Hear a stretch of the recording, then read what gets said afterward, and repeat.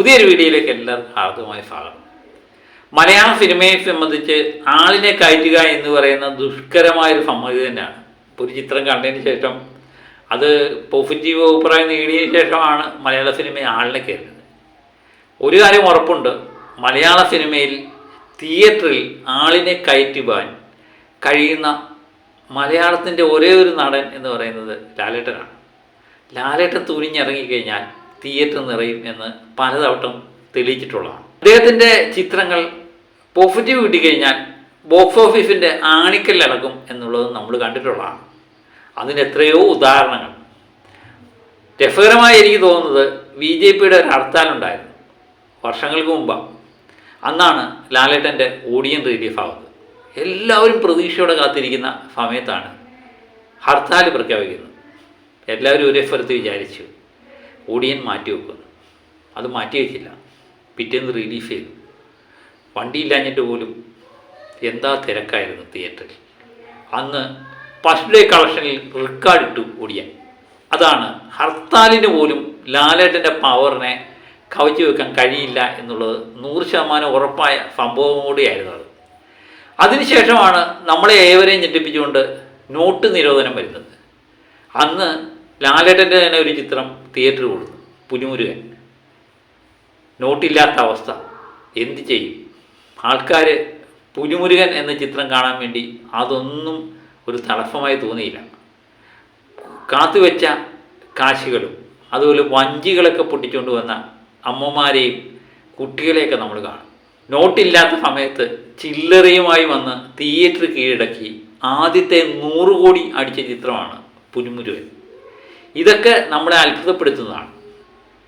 അതിനുശേഷമാണ് വർഷങ്ങൾക്ക് ശേഷം എമ്പുരാനിലൂടെ ബുക്ക് മൈ ഷോയൊക്കെ അടുപ്പിച്ച ഒരു പടയോട്ടം തുടങ്ങുന്നത്. പിന്നെ തുടരും. ആ ഫോം നിലനിൽക്കുമ്പോഴാണ് ദൃശ്യം 3യുമായിട്ട് ലാലേട്ടൻ എത്തുന്നത്. ദൃശ്യം 3യുടെ ഹൈപ്പ് ഒന്ന് വേറെ തന്നെയാണ്. കളക്ഷൻ റെക്കോർഡുകളെല്ലാം മറികടക്കും എന്ന് ഏകദേശം ഉറപ്പാകുന്ന ഘട്ടത്തിലേക്കാണ് വരുന്നത്. നമ്മൾ കഴിഞ്ഞ ദിവസങ്ങളിൽ ചർച്ച ചെയ്തത് പനോരമ വിഷൻ ഇത് 360 കോടി രൂപയ്ക്ക് മേടിച്ചു എന്നുള്ള വാർത്തകൾ ചർച്ച ചെയ്തു. അതുപോലെ തന്നെ ഓവർസീസ് അവകാശം 50 കോടിക്ക് മുകളിലാണ് വിറ്റുപോയതും എന്നും കേട്ടു. കാരണം മലയാള സിനിമയുടെ ചരിത്രം മാറ്റി എഴുതാൻ ദൃശ്യം 3ക്ക് കഴിയുന്നു. അതിനിടയിലാണ് ഇന്നലെ ഞാനൊരു വാർത്ത പുറത്തുവിട്ടത്. നോർത്ത് അമേരിക്കയിൽ USA-യിലും കാനഡയിലും മാത്രമായിട്ട് 10 കോടി നേടുന്ന ഒരു മലയാള സിനിമയായിട്ട് ദൃശ്യം 3 മാറുന്നുണ്ട് എന്നുള്ളതാണ് നമ്മൾ ഇന്നലെ പങ്കുവെച്ച വാർത്ത. അതുമായിട്ട് ബന്ധപ്പെട്ട വാർത്തകൾ പങ്കുവെക്കുമ്പോൾ 6 ചിത്രങ്ങൾ മാത്രമേ ഓവർസീസിൽ നിന്ന് മൊത്തമായിട്ട് 10 കോടിക്ക് മുകളിൽ വിറ്റുപോയിട്ടുള്ളൂ എന്നുള്ളതാണ്. അതിൽ 4 ചിത്രങ്ങളും ലാലേട്ടൻ്റെ ആണ്.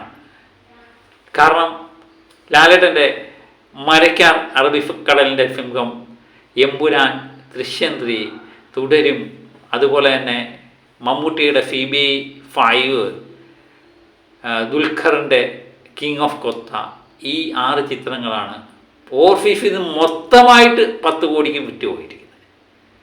പക്ഷേ ദൃശ്യത്തിൻ്റെ കാര്യം അതിൽ നിന്ന് വ്യത്യസ്തമാണ്. എല്ലാ ചിത്രങ്ങളും, ബാക്കിയുള്ള എല്ലാ ചിത്രങ്ങളും ഓവർസീസിൽ നിന്ന് മൊത്തമായിട്ട് 10 കോടിക്ക് മുകളിലാണ് വിറ്റുപോയതെങ്കിൽ ദൃശ്യം 3 വിറ്റുപോയിരിക്കുന്നത് നോർത്ത് അമേരിക്കയിൽ നിന്ന് മാത്രമാണ്.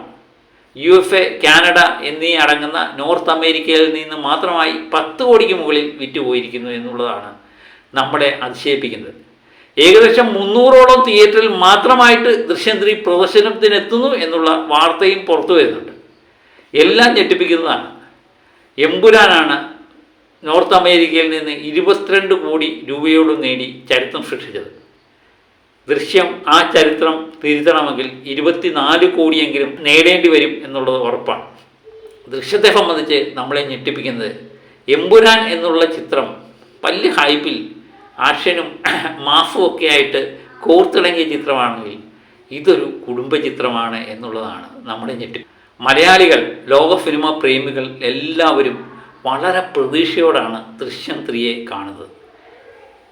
പഴയ ജോർജ് കുട്ടി, അവരുടെ കുടുംബത്തിന് സംഭവിക്കുന്ന കാര്യങ്ങൾ ജോർജ് കുട്ടി പിടിക്കപ്പെടുമോ എന്നൊക്കെ അറിയാനുള്ള താല്പര്യം.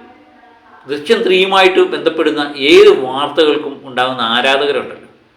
ഒരു ദൃശ്യം 3 പവർ തന്നെ, വാർത്തകൾ തന്നെ ഉണ്ടല്ലോ, ഒരു ദൃശ്യം 3 പവർ തന്നെ ഉറപ്പായിട്ട് നമുക്ക് പറയാൻ പറ്റും. ദൃശ്യം 3യുടെ വാർത്തകൾ ഇവിടം കൊണ്ട് തീരുന്നില്ല. എനിക്ക് തോന്നുന്നു ഏപ്രിൽ 2-ാം തീയതി ദൃശ്യം 3 ഇറങ്ങുന്നതിന് വരെ ഈ വാർത്തകൾ തുടരുക തന്നെ ചെയ്യും. കാത്തിരിക്കാം പുതിയ വിശേഷങ്ങൾക്കും വാർത്തകൾക്കും ഒക്കെ വേണ്ടി. അപ്പോൾ മറ്റൊരു വീഡിയോയുമായിട്ട് വീണ്ടും ഞാനെത്താം. Okay bye.